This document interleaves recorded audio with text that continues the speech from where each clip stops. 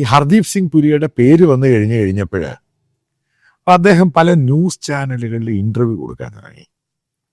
ആദ്യം അദ്ദേഹം പറയുന്നത് 3-4 പ്രാവശ്യം മീറ്റ് ചെയ്തു. അദ്ദേഹത്തിന് ഒരു കാര്യം മനസ്സിലാക്കണം, ഈ ജെഫ്രി എപ്സ്റ്റീൻ ഈ പുരിയെ കാണാൻ പുരിയുടെ വീട്ടിലോട്ടല്ല പോയേക്കുന്നത്.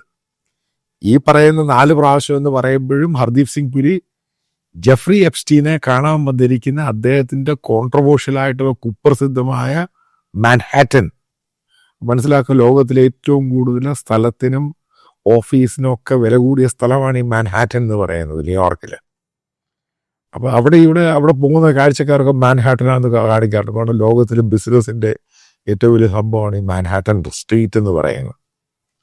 അപ്പൊ അവിടെ ഇയാൾക്ക് വലിയ കൊട്ടാരം പോലുള്ള വീടുണ്ട്, ഈ പറയുന്ന ഉണ്ടായിരുന്നു, അദ്ദേഹം വിറ്റു, ഈ ജെഫ്രി എപ്സ്റ്റീൻ. അപ്പൊ അവിടെ പോകുന്ന ഈ പല മെയിലിനകത്തും ഇതെല്ലാം ഇൻകംപ്ലീറ്റ് ആണ്. ജെഫ്രി എപ്സ്റ്റീനെ കാണാൻ അങ്ങോട്ട് വരട്ടെ, നിങ്ങൾ ഐലൻഡിൽ നിന്ന് തിരിച്ചു വരുമ്പോൾ ഫൺ ലവ് എന്നൊക്കെ പറയുമ്പോൾ ഈ ഫണ്ണിന്റെ മീനിങ് മനസ്സിലായിക്കോണം.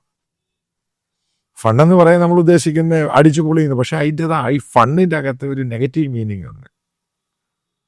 ഇതെല്ലാം ഹർദീപ് സിംഗിനെ അറിയാമായിരുന്നു.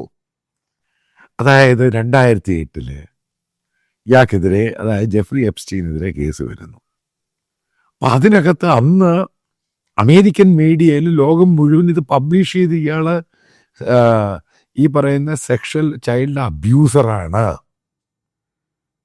ഇൻ ഡീറ്റെയിൽ ആയിട്ട് വാർത്ത വന്നിരുന്നു. അപ്പം അതിനെല്ലാം ശേഷമാണ് ഈ പറയുന്ന ഹർദീപ് സിംഗ് പുരി ഇയാളുമായിട്ട് ബന്ധമുണ്ടാക്കാൻ ശ്രമിക്കുന്ന സിലിക്കോൺ വാലിയിലുള്ള കമ്പനികൾ ഇന്ത്യയിലെ ഡിജിറ്റൽ ഇന്ത്യയെ പ്രൊമോട്ട് ചെയ്യാൻ വേണ്ടിയൊക്കെ ഇയാൾ ഈ എപ്സ്റ്റീനെ കാണുന്നത്. ഹർദീപ് സിംഗ് പുരി പറയുന്ന പല ഇന്റർവ്യൂവും ഇതിനകത്ത് ഉണ്ടാകാൻ പോകുന്നൊരു ഇതുണ്ട്. ഇതെല്ലാം കൂടുതൽ ചോദ്യത്തിലോട്ട് പോകും.